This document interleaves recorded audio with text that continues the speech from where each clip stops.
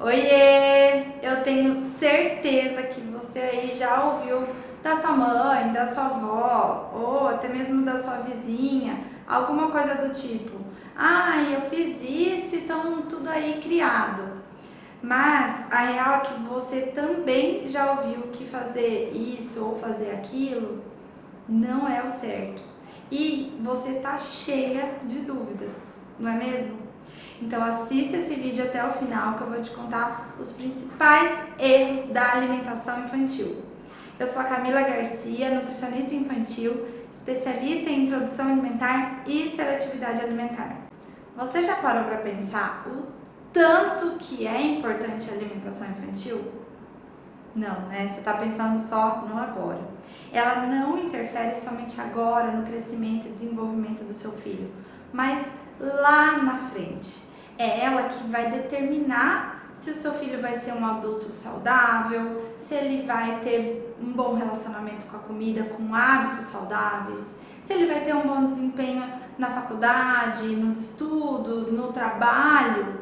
É ela que determina tudo isso.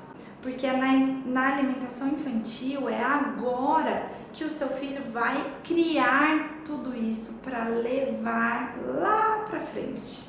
Então, é lógico que agora ela também é importante para um bom crescimento e desenvolvimento, não só físico, mas também cognitivo, né? Mas lá na frente é ela que vai determinar quem vai ser o seu filho como adulto.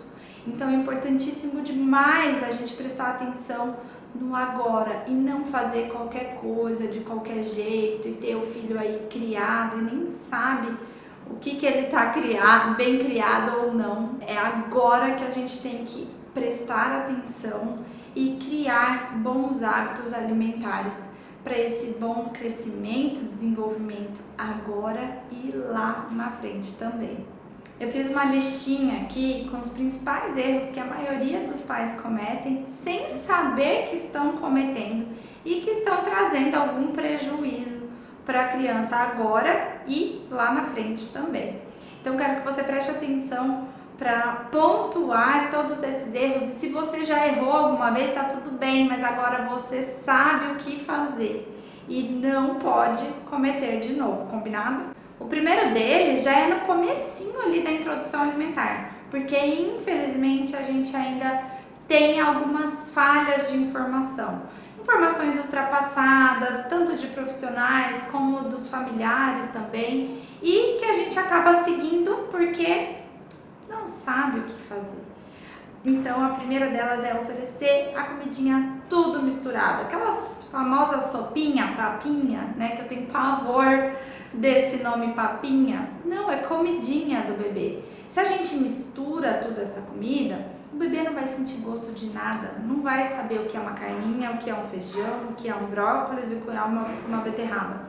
Vai estar tudo junto ali, tudo um sabor só. Se a gente separa, ele conhece a textura, a cor, o sabor de cada alimento.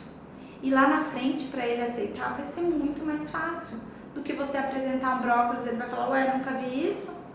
E aí você fala: ai, mas você comia quando era bebezinho. Mas ele não via esse alimento. Como que ele vai saber? Entende? Então a gente precisa separar os alimentos e oferecer um de cada vez. Não aquela papinha, aquela sopinha tudo misturado. Justamente para o bebê ir conhecendo os alimentos. Outro famoso erro, por a gente infelizmente sofrer muito marketing ali da mídia, é o famoso farináceos, né? Então, as farinhas engrossantes do leite. Porque ainda tem essa crença antiga de que o leite puro não sustenta, que precisa pôr alguma coisa no leite. Mas não precisa. O leite sozinho, ele já faz muito bem o papel dele. Parece que não, né? Que a gente vê um negócio líquido ali e acha que não. Mas não precisa. Primeiro porque antes de 1 ano, esse leite vai ser ou aleitamento materno ou fórmula infantil. A fórmula já é enriquecida e vai sustentar sim o bebê, não precisa de nenhuma outra coisa a mais. E depois, esse leite vai ser um complemento. Então não tem necessidade de colocar nenhuma farinha ali para enriquecer, entre aspas, esse leite. Porque a real aqui vai ser puro açúcar e pura farinha mesmo, que vai só aumentar a caloria. Então não tem necessidade mesmo de oferecer para o bebê. Mas isso eu falo que é um processo de formiguinha também. E passando conhecimento e explicando. Então se a mãe hoje fala que tem que não, dá isso pro seu bebê, explica para ela por que não pode. Põe ela aqui para assistir esse vídeo. Põe ela para ver outros conteúdos que eu falo sobre esses farináceos, que eu explico mesmo o porquê. E vai ensinando ela, não somente fala que não pode. Então explica, e isso faz parte desse processo de formiguinha, de ensinar, de ir tirando essas crenças de antigamente para essas pessoas, principalmente as mais antigas, né, que ainda tem essa cultura enraizada de que precisa enriquecer, engrossar esse leite. E quando a criança não quer comer de jeito nenhum, o que é normal a mãe fazer? Não, precisa comer, precisa raspar o prato, tem que comer, começa a forçar essa criança a comer qualquer coisa, a qualquer custo e raspar todo o prato, porque não pode deixar comida no prato. E o que vai acontecer? Essa criança vai começar a ter pavor da comida. Ela pode até comer ali na hora, mas depois vai ser muito pior. Então se a gente força a criança a comer, a sempre raspar prato, ela vai tendo uma visão ruim da alimentação. Poxa, eu não quero estar aqui, eu não quero comer mais, minha mãe está forçando a comer, não quero mais sentar aqui, não quero mais comer. E vai juntando isso. Chega uma hora que ela não vai querer comer mais nada, porque a alimentação é uma coisa ruim para ela. Então isso a gente não pode fazer nunca.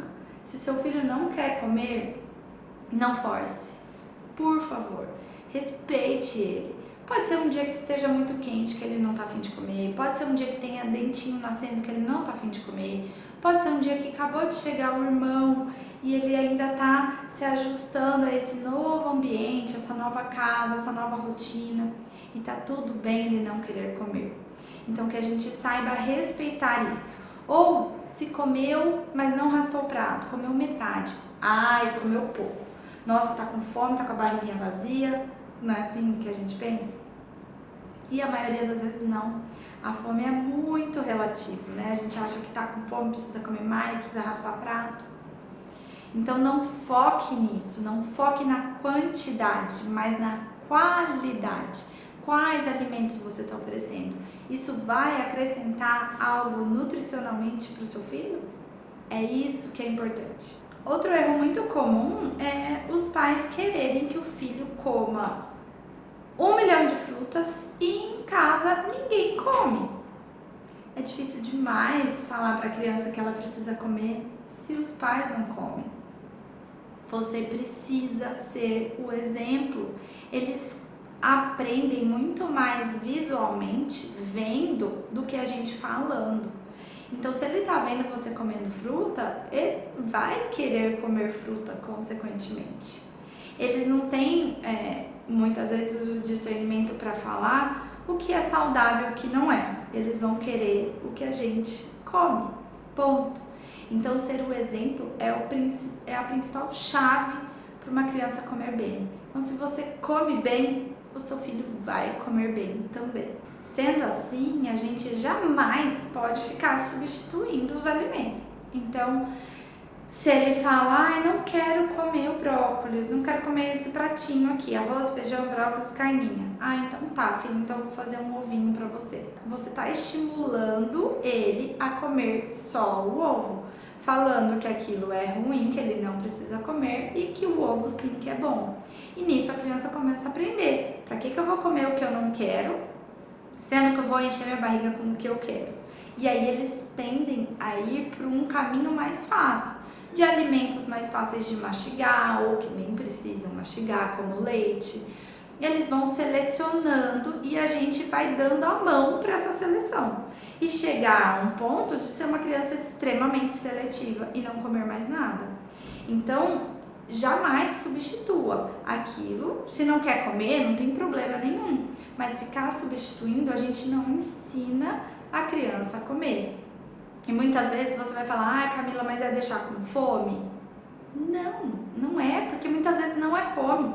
E a gente, mãe, insegura, acha que, ai, tá com fome, vai passar fome. Não é passar fome.